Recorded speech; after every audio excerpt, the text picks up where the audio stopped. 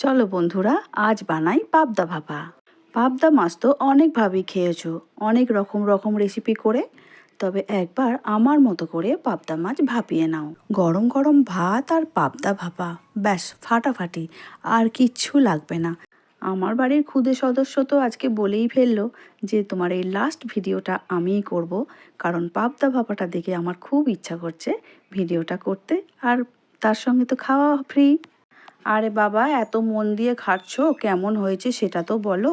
দারুণ হয়েছে জেম্মা খেতে। তাহলে চলো, কেমন করে পাবদা ভাপা আমি বানাই সেটাই তোমাদের সঙ্গে শেয়ার করি।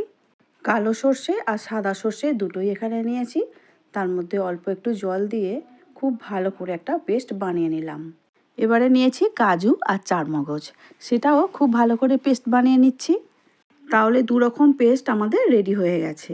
এবারে মাছগুলোকে রেডি করে নিতে হবে। মাছগুলো খুব ভালো করে বেছে ধুয়ে জল ঝাড়িয়ে নিয়ে চলে এসেছি। এবারে একটা থালা নিয়ে নিলাম, থালার মধ্যে দিয়ে দিলাম 5 থেকে 6 চামচ টক দই। মাছের পিস অনুযায়ী টক দইটা বাড়িয়ে কমিয়ে নেবে। এখানে আমার মাছের পিসটা একটু বেশি আছে বলে আমি একটু বেশি টক দইটা দিচ্ছি। তারপরে দিয়ে দিচ্ছি 2 চামচ কাজু আর 4 মগজ বাটা। সর্ষেটা এখানে আমি 4 চামচ দেব, কারণ মাছটা একটু বেশি আছে, সেই জন্য সর্ষেটা আমি একটু বেশি দিয়েছি। আর যদি হাফ মাছ থাকে তাহলে এখানে 2 চামচ সর্ষে দেবে, আর সেখানে টক দইটাও হাফ করে দেবে। 6 চামচের জায়গায় 3 চামচ টক দই দেবে। দিয়ে দিলাম পরিমাণ মতো নুন, 1 চামচ হলুদ আর 1 চামচ লঙ্কা গুঁড়ো, আর দিয়ে দিচ্ছি 2 চামচের মতো কাঁচা সর্ষের তেল। তাহলে সব কিছু আমাদের দেয়া হয়ে গেছে। এবারে একটা চামচের সাহায্যে খুব ভালো করে মিশিয়ে নিতে হবে দইয়ের সঙ্গে সমস্ত মশলা যা যা দিয়েছি। তারপরে প্রত্যেকটা মাছ একটা একটা করে মশলার মধ্যে মাখিয়ে নিতে হবে। নমস্কার বন্ধুরা, শ্রাবণীর পাকঘরে সবাইকে স্বাগত জানাই। আশা করি সবাই খুব ভালো আছো, আমিও ভালো আছি। আর আশা রাখি তোমরা আমার ভিডিও শুরুতেই লাইক দিয়েছো, আর অবশ্যই ভালো লাগলে একটা ভালো করে কমেন্ট করো, কারণ তোমাদের কমেন্ট পড়তে আমি খুব ভালোবাসি, আর কমেন্টের উত্তর দিতেও খুব ভালোবাসি। নতুন বন্ধুদের অবশ্যই স্বাগত জানাই সব সময়। আর যে সকল বন্ধুরা প্রত্যেক দিন আমার ভিডিও দেখো তাদের ধন্যবাদ দিয়ে ছোট করব না। তোমরা আছো বলেই না আমার এত ভালো লাগা, এত সুন্দর সুন্দর কমেন্ট আমি উপহার হিসাবে পাচ্ছি। মাছগুলো মশলার মধ্যে খুব ভালো করে মেশানো হয়ে গেছে, 20 মিনিটের মতো আমি রেখেও দিয়েছিলাম। এবার একটা কলা পাতা নিয়েছি, গ্যাসটা জ্বেলে নিয়েছি, ভালো করে কলা পাতাটা সেকে পাতাটা নরম করে নিলাম, মানে যখন ভাঁজ করব তখন ভাঁজ করতে সুবিধা হবে সেই জন্য। ম্যারিনেট করে রাখা মাছগুলো কলা পাতার ওপরে আস্তে আস্তে দিয়ে দিচ্ছি। তোমরা যদি চাও বড় টিফিন বক্সের মধ্যে দিয়েও এইভাবে ভাপিয়ে নিতে পারো, কলা পাতা ছাড়াই।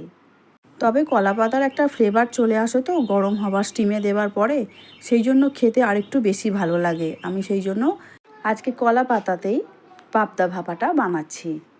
সমস্ত মাছ দেয়া হয়ে গেছে। এবারে খানিকটা সর্ষের তেল ওপর দিক থেকে দিয়ে দেব, আর ঝাল অনুসারে একটু কাঁচা লঙ্কা কয়েকটা দিয়ে দেব, কারণ আগেও কিন্তু আমার ম্যারিনেট করার সময় লঙ্কা গুঁড়ো দেওয়া ছিল, তাই খুব বেশি কাঁচা লঙ্কা দেব না। গন্ধটা একটু ভালো হওয়ার জন্য আর টেস্টটাও ভালো হওয়ার জন্য 4-5টা কাঁচা লঙ্কা দিয়ে দিলাম। দিয়ে এবারে খুব সাবধানে ফোল্ড করে নিতে হবে, আর সুতো দিয়ে বেঁধে নিতে হবে, আর সেটাই আমি করছি। অনেক সময় কি হয়, বাঁধার পরেও যেহেতু অনেকটা মশলা দেওয়া আছে না, একটু লিক করতেই পারে, কোনো জায়গা দিয়ে বেরিয়ে আসতে পারে। ওটা নিয়ে কোনো কিছু চিন্তা করবে না, ওটা আমারও হয়েছে।